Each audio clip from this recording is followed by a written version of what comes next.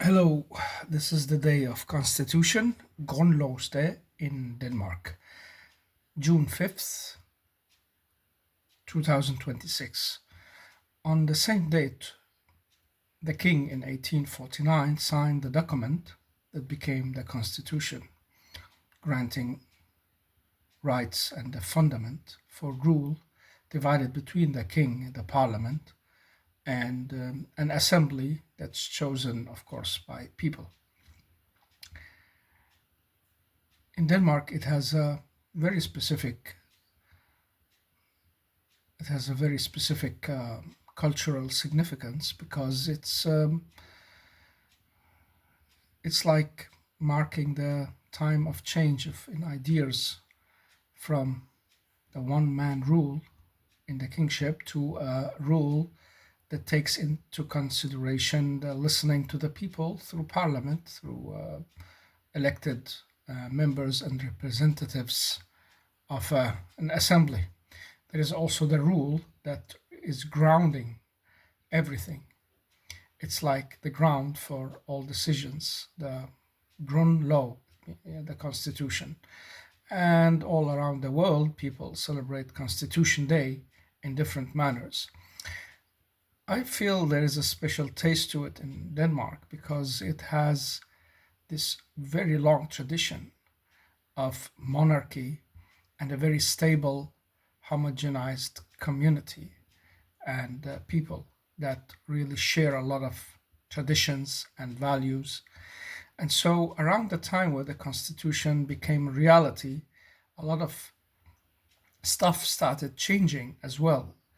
It's not like because things changed overnight or because people had so hard times before the Constitution and then the Constitution came and changed all that. I think it's a process, a progress, things that change over time, but it marked like a kind of a significant change in the ability to develop ideas and build society upon it. It gives stability, security, an outline, a reflection of identity, so you don't get confused. You know where you stand, and you know you have to adhere to that kind of law. It's not a law of one man's mood. One day it's this, another day it's that. It's like something that binds every member of society together with each other. That's the idealistic version of Constitution and the Constitution Day. Many places on earth they celebrate Constitution Day, but they know it's just just a flag and a song. It doesn't really reflect what it should have been, and the frustrations can be very high on the corruption level and misleading uh, political agendas that's ongoing. So people maybe do not have the same faith in Constitution Day, even though they can be nationalists, or they go and gather in big celebrations to celebrate their nation, the birth of it, or the birth of this idea that secured them rights. In Denmark, the special thing is that you still see that even politicians can be persecuted for not upholding the constitution, like a minister who got a foot link for several months for stepping over her in her actions, and she was judged to be doing that in opposition to the constitution, and so she lost her position in that. Many other places that would have been just covered up, or the political powers would have let it happen anyway. I'm not saying this is not also a fact in Denmark that sometimes things happens and it gets covered up, and maybe the people who are responsible or bending the constitution are not being brought to justice. That happens as well, but still the level of anti-corruption ability and awareness is pretty high. That's what how it seems anyway, and that's the idea behind the constitution, that people should feel safe and secure, feel the righteousness of the law around them, and governing the lives of everybody, also the powerful ones. This is one of the most dangerous aspects in every society and culture, when people with a lot of power and influence, money, and special places in society can cheat and get away with it. And the society develops this double standard rule for ordinary people and for people with influence. This is a dangerous aspect of every society that can bring it down in less than a decade or two in civil war or big problematic corruption issues, or maybe even like tear it apart in parties and groups that do not want to continue as a nation as a whole. So the Constitution should bring this security and ability to show the people righteousness and fairness, and the ability to use the Constitution to fight corruption as well. Constitution Day in Denmark is also marked by feelings because, like, I'm a new Dane, but I have this feeling for the country when we sing the song, the national hymn, and other poetic verse. I feel really touched by it, and I feel the connection between me, the earth, the light, the landscape, the green trees, everything around me. The language binds this together in my feelings, and I become attached to the country in a special way. So, Constitution Day is also a day where you mark your feelings, your relation to the country, and support for its ground rule. That's so important. It also shows us that we belong somewhere and we have a home, we have a place to belong to. Now, this is the idealistic version again, because the reality is also that many people do not feel that attachment, not especially not to each other. And I have been to constitution gatherings where people feel so alienated, even to each other, and doesn't really relate to one another in the way they should. There is no warmth, no feelings, no special connection in any way. And these same people who meet there would maybe not be so generous to each other later. They are just there to celebrate the flag, the day, the importance of it, but otherwise they do not share many more stuff. That's the realistic version of it as well, especially for people with another background or different cultural values. They do not always show up or maybe gather to celebrate Constitution Day in its full depth. Constitution Day has also been used for political, what can you say, propaganda or agendas or promotions, where politicians from right wing or left wing, or those who call themselves in the middle, use it as a way to show that what the way they look, their perspective, the way they look at society is the most right and precise one. And so it can be also hijacked in that way to form a kind of abuse or misuse of its values. It's not so vocal in Denmark that politicians use it for personal promotion or political promotion, especially.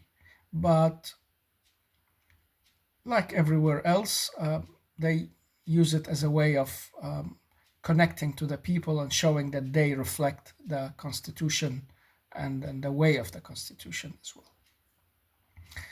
Well, in a broader perspective, I don't know, this idea of the constitutions is great, and at the same time, we are at times where we have this depressive feeling of that it's not working, doesn't we? Many people like feel democracy, constitutions, people's right, participation in politics, fighting corruption, keeping things under control, creating equal and fair chances, is not really working. There is a big trouble in it. There are a lot of conflicts, especially with migrations and people who are diverse in culture, even in this from the same religion, but have diverse churches and cultures. If it's the Christian, like Denmark, It's built on the Lutheran Christian Church and with a monarch on the top and the head of it. I think this is a very clever idea to put this anchor of a constitution in a monarchy and not make it a sheer republic where you have this circus of a new president every time, and you lose the tradition and you lose the whole idea of belonging to a 1,000 year kingdom. Denmark kept on holding on to that and strengthening that, and I think this is clever, and this shows kind of stability that the country also signals to the world around it. At the same time, the depressive sides of all this is that how much do we really feel the effect of the Constitution in our lives, and how much do we know about it and understand its values and its importance. With richness and everybody having enough, maybe people do not stay aware, a generation after another, that having a constitution and fairness, fighting corruption, and keeping the standard of education and understanding on a high level is so important for a society to function in the long run. It will also help the society to tackle challenges with anything that comes, from migration to changes in climate and AI and different laws around the world, also dictatorships rising and falling. It will help Denmark navigate between the king and the parliament in constant dialogue, and and the people. All that held together by a culture and a feeling of belonging to the country and its traditions. And so it becomes like a matter of also integrating new people in that cultural frame. And how good is that going? This is one of the tensions that Denmark have had the last 20, 30 years, with right-wing political parties claiming that things are going really bad and they need to fix them. A good idea, but I don't think they really managed to do so. They were more populist than working practically to solve the issues that needed solving, because we are still facing almost the same issues today, and maybe in growing numbers that we do not really understand the effects of. At the same time, you got a stable, strong society with still good values, a lot of space, and things under control, basically. And where also people with political influence or in politics should be very aware not to do anything wrong or take a wrong turn, because the media will be all over you, and then you can be sent to court and judged for misconduct, for bad behavior, or abusing the law. And this has happened to several personalities who has been in the media, who maybe made small abuses, and they lost on it. The effects today are not the same as before. Before, in several decades, you could see if a politician had been selling something illegal, or handling things in a partly illegal way, that would have shut them totally out of politics or made their candidacy invalid, or people would not vote for them anymore. Today, they seem to get through with it, like American style wise, because of their influence or money, or their position in a party, or maybe just people's ignorance. And they are not punishing them as they should have done in the past. So things are also changing, which also raises a question mark on how well is it going with the constitution awareness in Denmark. Anyhow, as a citizen from another country, I'm Lebanese originally, and also a lot of feelings for Lebanon and its constitution as well, which is based on a modern secular idea of coexistence between religions and cultures under the same roof and the same law. I think Denmark has done a very fine job in integrating new people, making space, fighting corruption, and doing a lot to bring the awareness of not only the constitution but the belonging to the country and to its values in many people. maybe many have it under the skin but are not aware that they feel as Danes, even though they are not Danish like the ethnical ones. And so this is a strong issue to be able to make people aware of their relationship to a country or a place. Still, there are a lot of challenges when you look at people's behavior and how they act and the way they feel or express themselves about the country and its constitution. And this is also one of the main issues that will keep returning. You had maybe left-wing revolutionists earlier who wanted to change constitutions into a communist society. Today you have the challenge of other cultures and societies who want to turn society in another way altogether, and maybe proclaiming or not proclaiming what they want, but still they do not fully, in their feelings and way of life, support to keep this country safe and follow its cultural roots, because they feel it's lacking something, it's not perfect. They want to make it more perfect in their ideas. And so this is a challenge again. Should society be listening?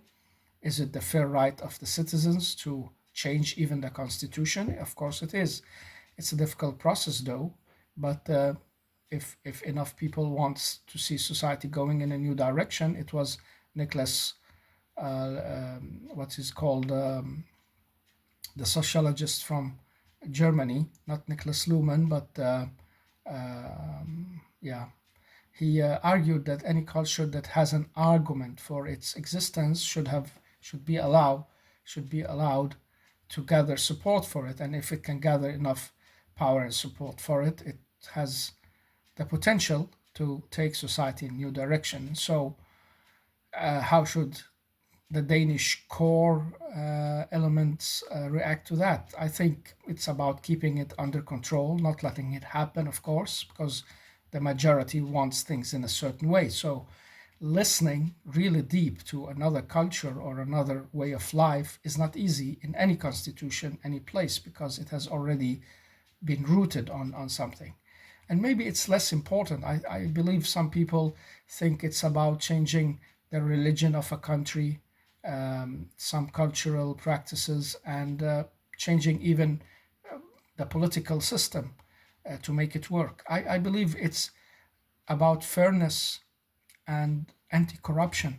As long as you can keep a level of fairness and equal distribution of wealth, but also opportunities of competition in a good balance, you give people the opportunity to develop, to attach, to form some kind of wealth and security.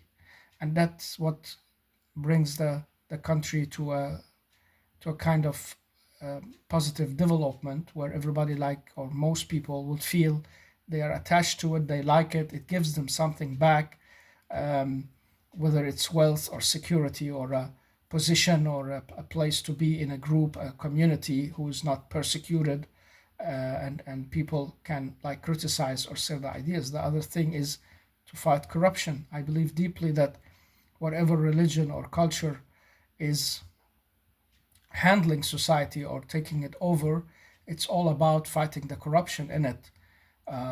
Doesn't matter if you're really is a one man rule, a king or a parliament or a president or whatever. It's about how much can you keep corruption at bay and keep it away, keep it low. Uh, the effects will show in society as well, because people um, commonly just follow what's allowed and what's happening. They can sense and feel with time that, well, we have this constitution, but it's not really working. Nobody's following it, or somebody are abusing it to their benefits.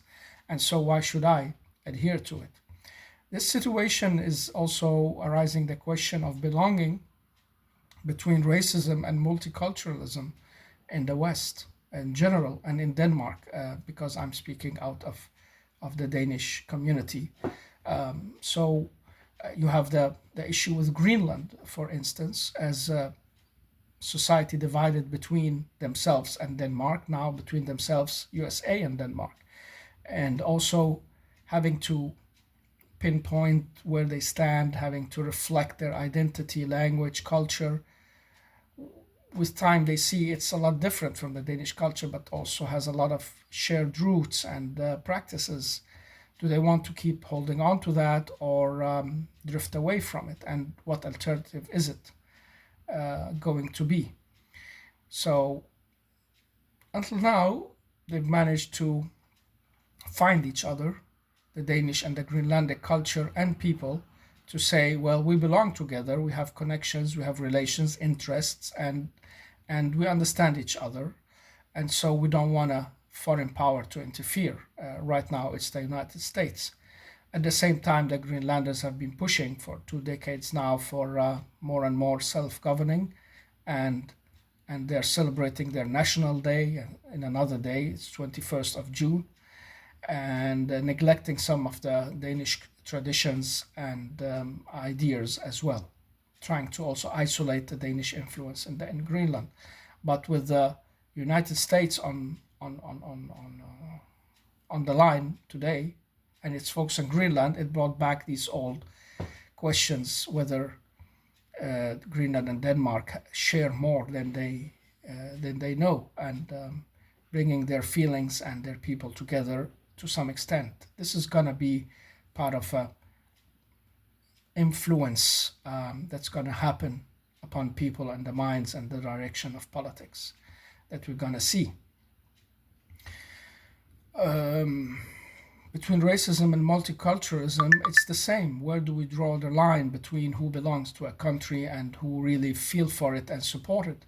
You can point out that some of the extremist racists do not really respect the constitution. They want a law of different kind altogether. They want the tribalism to rule. They say that sometimes explicitly and sometimes between the lines. And the same with multiculturalism. Where is that going? Is that going to function and work? How is it going in Britain and France and Spain and other places? But how do we solve it without tendencies for a Chinese model or a Russian model or a model that's suppressing other cultures and freedoms? This is a difficult balance.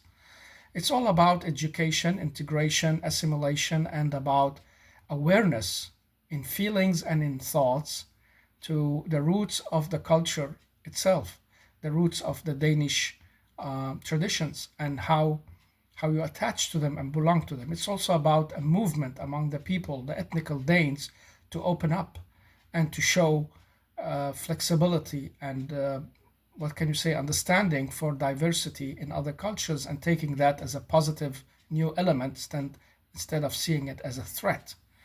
But it's not easy, because you get to a limit where you feel the others also do not want to integrate fully, or do not share the same grounds as you do, or as the culture, the main culture in the society do. And they should have their way of life, of course, under the rule of the constitution, because it secures freedoms for everyone.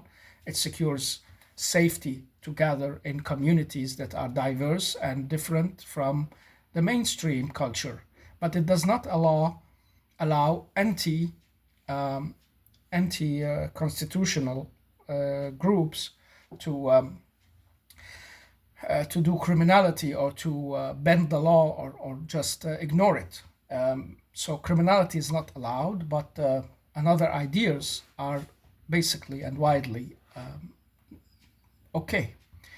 But how okay is that in the people's mind? And so you see this reactive tendency to say, we want to solve this problem, we want to get rid of any challenge, of anything that disturbs our way of life and culture and ideas and minds. And that can be healthy to some extent, but it also narrows the minds of the people, so they do not get that mingling and interaction that also brightens the horizons, ignite the minds, bring some good potential people into the society to develop something important, or to work on issues that society hasn't been able to get through with before. So diversity has shown a lot of potentials as well, and that needs a global mind. It needs a people who in their feeling can accept differences to some extent, and accept it and show warmth to other people, even though they are new Danes or just newcomers to the country. And that way, they also indirectly strengthen the relation to the country, to the flag, to the feeling of being part of the nation. Because when you meet people with warm feelings and understanding and curiosity, I want to meet you. Let's dive together. Where is your limits? Where are my limits? I'm not gonna suppress you. I'm not gonna uh, put something down upon your head you don't like in your culture, and vice versa. But the tendencies has been since the migration started in the 60s, 70s, is a very reactive tendency of tribalism against the ethnical Danes. And they've been keeping holding on to that because they're afraid of losing their ground culture. All they wanna with force, indirect force, cultural force, bend the others so they accept everything they have and they don't want to accept anything that the others have. And some cultures are easy to bend. They come with not so strong roots, but other cultures who comes from very old places in the Middle East, North Africa, and Asia, well, it's not easy to bend those people and make them totally assimilate because they can relate to cultures that have deeper roots than the Danish, or maybe at least history and culture that is as deep and as strong in its effect on minds and lives. And they see it has its virtues and values as well. And so they keep holding on to it, and out of it becomes a synergy of energies and ideas that maybe will help develop the society again. It's like the French Revolution was a small spark to change societies. It failed in its ideal ways, but realistically, it set something in motion that finally ended with 1849 and the Constitution of Denmark, for instance, and the constitutions of the other European countries. It didn't happen out of the blue. The changes came because of interaction, and the French Revolution happened because of minds and interaction with minds also from the East and other places outside of Europe. Just exactly like the Renaissance happened. It happened because of the contact with the culture around the Middle East and the East, Far East as well, and reviving the old ethics of the antique, of the Greek philosophy and the Roman way of life. And that couldn't have happened if everything was closed and shut down and just stagnated. And so, like the Constitution became a milestone for change in 1849 in Denmark, this new interaction with new cultures, from people from another places who have something they're holding on to as very valuable, and their criticism of the country and how it's going, or maybe the way of life and some aspects of the culture, could be potentially an opportunity for growth and change and a new set of ideas. And that brings reactionism in some people who are afraid of losing, let's just say, the Lutheran way of life, or maybe afraid of losing their food culture, or the way they walk and talk and bathe naked, if that's the issue. Depends on what the issue is.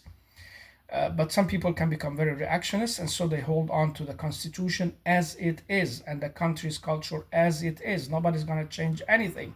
We don't want your change. We don't want your new way of life. No criticism, nothing. You either adhere or you go. This is a very tribalist mindset that has its virtues and strength because it protects society, keeps it as it is, going, helps the majority reflect on themselves, understand each other, and separate themselves from those who could be dangerous. But on other sides, it's really limiting, and it's maybe robbing the society from a very great opportunity of growth and change that is really needed ahead in time. Uh, we've been in a time of globalism where the open markets, the capital flow, the people flow has changed cultures, especially in Europe, and brought these open door policies all over, securing human rights and integrating migrants, bringing workers from abroad or traveling to work other places and establishing companies. It's also the other way around. Europe has been benefiting of other countries and nations, and now You can't just shut the doors like that. But maybe the dystopic version is that it's going to happen again. Mass deportations and problems with people from other cultures would lead to one big problem after another, because where do you stop? If you start with one culture, you will find another problem with another, and so the beast will become hungry, and the hunger in the beast of the people, of the hatred of the tribal issues would grow and grow, and it will also hit minorities that's really very related to the culture, because any difference will be seen as a problematic issue. That's what happened in history, could happen again. The more optimistic version is that society will become ready for a new change, also in its constitutional ground sets. So it really make changes that engulfs other cultures and people more deeper and wider, still holding on to the basic issues of its way of life. That's not easy, neither the process of changing or the process of formulating these ideas, but this could be a possibility in a global world with AI technology, information flow technology, and maybe later a common global market. You cannot just close your doors and shut yourself out of a global market and the flow of economy, because you need to be out there too, and they won't let you be there unless you also have somebody in there from their own. So it can go in two directions. Anyhow, Denmark has a very great stronghold and the strength of communicating, intercommunicating, listening, looking into possibilities, keeping an eye on the direction, holding the culture strong, the feelings around the nation, keeping them alive, keeping them the spirit up. This is going to help Denmark navigate through the times that's coming. Unlike some other countries who really lost some of these strongholds and what can you say, the marks, the landmarks. Like in Denmark, you have the landmark of singing, and you have it in other nations. I'm not saying that, but together with a big majority of a special people from a special way of living, having the same culture, language, ethnicity, background, and religion, uh, they become together a big landmark to help things go smooth. And the small numbers of people who differ, um, while you have in other countries millions and millions of people who differ because the integration in the education system failed or was less fair or didn't really address the issues in time to keep things going on track as the culture, the dominant culture wants them, unless that dominant culture is really just trying to commit suicide, as somebody has suspected long ago in their cultural writings in Europe, saying, why is Europe committing suicide from its European and Christian way of life? Why doesn't it want to hold on to it anymore? I believe it's because global thinking needs you to let go of some of these restraints and not really see them as the only truth. And when you change to that, it's hard to change back.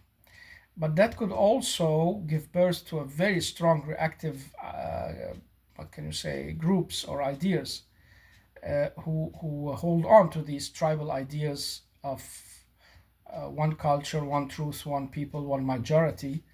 Um, that time maybe will give them things on the hand to go forth with, saying that we need to go back to that to bring security to society again.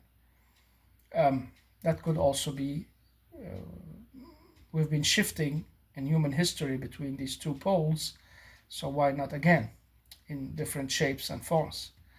Anyhow, a big change happened in Denmark and Europe in the mid 1800s, forming the constitutions of different countries, saying Now the people has something to say alongside the king and the influential rich people.